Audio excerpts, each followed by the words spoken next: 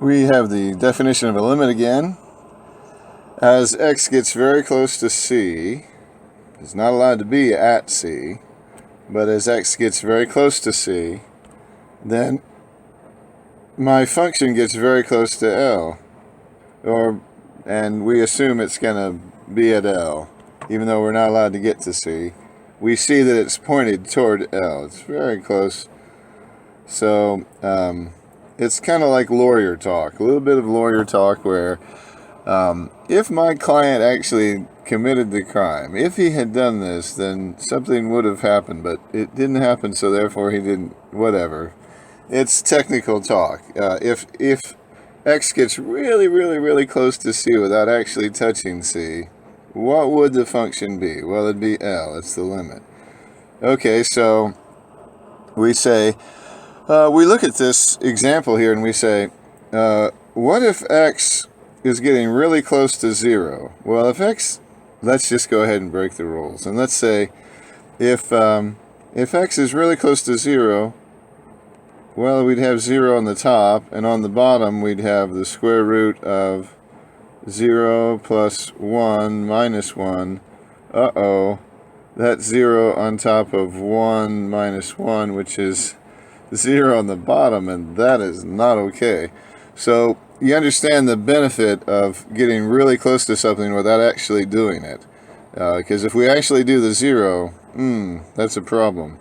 So we get really close. We say, well, what happens if I let it be negative 0.01, which is kind of close to 0? Well, I get something that's kind of close to 2. And I get closer and get something even closer to 2, and something even closer to 2, and I'm pretty sure that the limit is 2.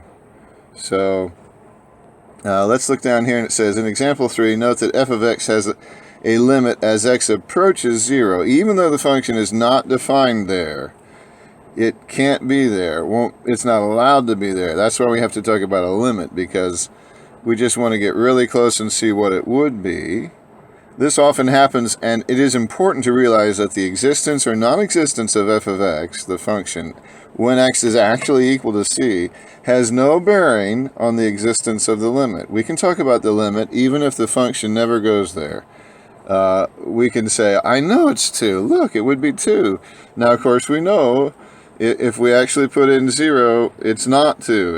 It's bad things. But, hey, it sure looks like it would be 2. It's not, but that's the limit. And you say, but it's not 2. We've put in 0, and that's not what happens. Well, I don't care what actually happens there. I just care about how things look. You know, I've defined a function on my TI Nspire, and that is mighty helpful because I can just tell it what to plug in. I guess it's work at the beginning, but then you can just go ahead and type in these numbers, and it makes it considerably easier, I think. I'm typing in negative 1.01, and it tells me that I get, oops, that's going to be a negative. Negative 0.332. Okay, and then I'm going to try the next one, and now I'm going to say negative 1.001.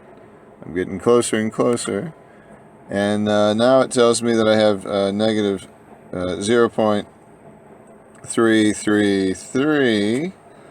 Okay, so I'm getting closer and closer to something.